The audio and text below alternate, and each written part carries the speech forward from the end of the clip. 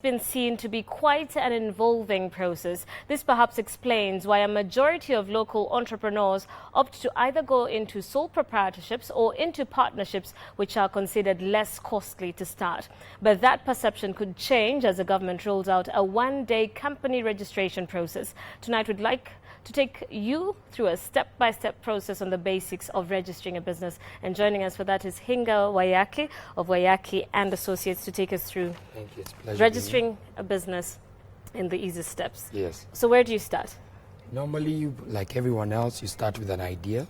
And with that idea, you have what is called your name. You come with a name that is basically unique in nature.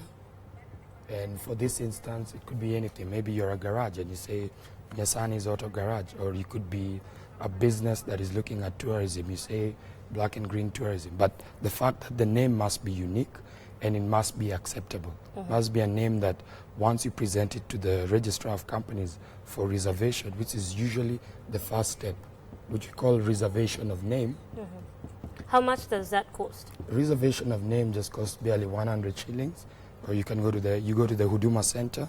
It will take a matter of minutes. There's a Huduma Center that has been set up by the government to ease the process of registration. Okay, so what do? You found a name, the Registrar of Companies accepts it. So what is the next process after that? Once the name is accepted, then you would do what is called documents that form the nature of the business. Every business is unique. Like you want to register a business that is in entertainment, you may want to register a business that is in the service industry or hospitality. So for that, you need something that is called a Memorandum and Articles of Association. Basically what this is what encompasses the nature of the company, the day-to-day, that this company has been formed to set up a garage or to set up a pub or to set up an entertainment spot where you would cater for your clientele. So just that would be formed, and normally with the able guidance of a lawyer, once you explain to them what it is that you need, they would take you through the steps, and you'd have something called a Memorandum and Articles of Association, which will be formed. It's a document that is done in triplicate. Then this, together with the name, is what you would now proceed to the Registrar of Companies for reservation. So once there's a reservation of name, then we move to the process of registration. Now, under registration, there are a couple of things that are under this. One, there's an element that we call stamp duty.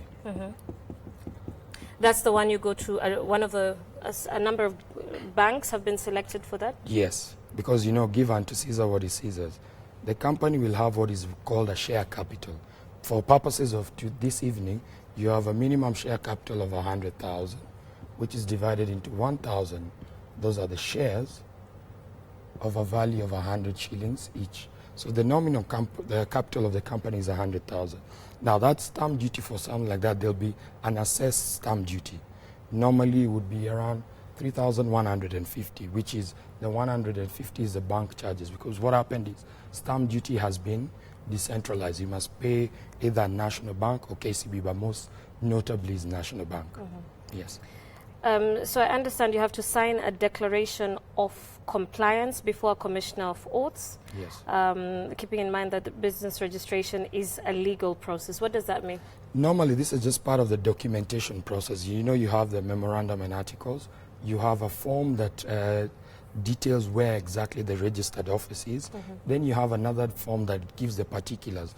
This is the directors of the company.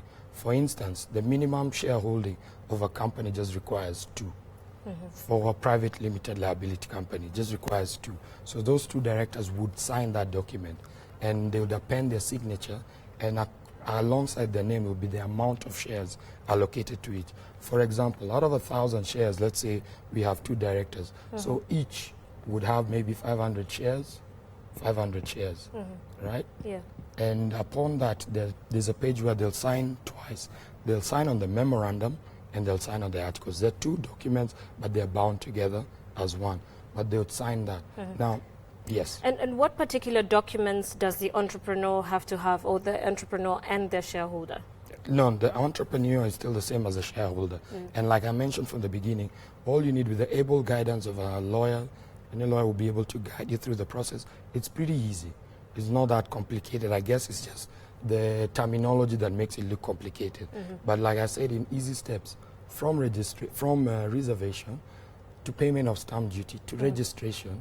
And once the company is registered, usually now we are waiting with a new process that says 1 day, which means all this will be condensed into that period. You would get what is called a certificate. I know most have seen this. It's called a certificate of incorporation. That means you're now a company limited. Yes, that means you're a company limited, and it allows you to engage in business separate from your name, because now a company, what most people need to understand, is a separate legal entity, meaning it can trade in its own name, can sue or be sued its own name, enter into contracts in its own name. And that is now, once you get that certificate of incorporation, the next step is usually just to get a KRA PIN. For the company? Yes, because you get a PIN separate from the directors. Yes. You get a KRA PIN, and from a KRA PIN with this document, certificate, KRA PIN, and the Memorandum of Articles, which will be the bundle of documents, you now open a bank account. And like they say, you're good to go. All right. Tell me, how about a business name? Can I operate a business with just a business name? Yes, just to distinguish between a limited liability company and a business name. A business name is akin to a sole proprietorship, or you could be more than 2 people. All you do is, the process of registering it is slightly different from a company, because all you have, the step is the name. You have the similar step of reserving the name, which you reserve. Then from the name now, there's a form that you fill. There's a basic form. Now the difference is, a company has a bundle of documents, a constitution, which is, for better purposes, the memorandum and article. Yes. But a business name is a form you fill in, and within it you detail the location of the business, the nature of the business, and whom will be transacting the business. So for example, it could be yourself, Terry Ann Chebet, trading as Blue Violets Limited, or it could be Terry Ann Chebet and myself, Inga Wayaki, engaging in a similar business. You will fill in those details, and then you would take that form to Sharia House. It will be assessed the same way for stamp duty, which is again a nominal amount, and then upon that you pay a registration fee, and at the end of it you get a business name certificate. All right. Yes. All right, thank you so much. It's always a pleasure, and all the best to everyone registering their businesses. Thank you so much. That's Hinga Wayaki of Wayaki and Associates, taking us through easy steps of registering a business in Kenya.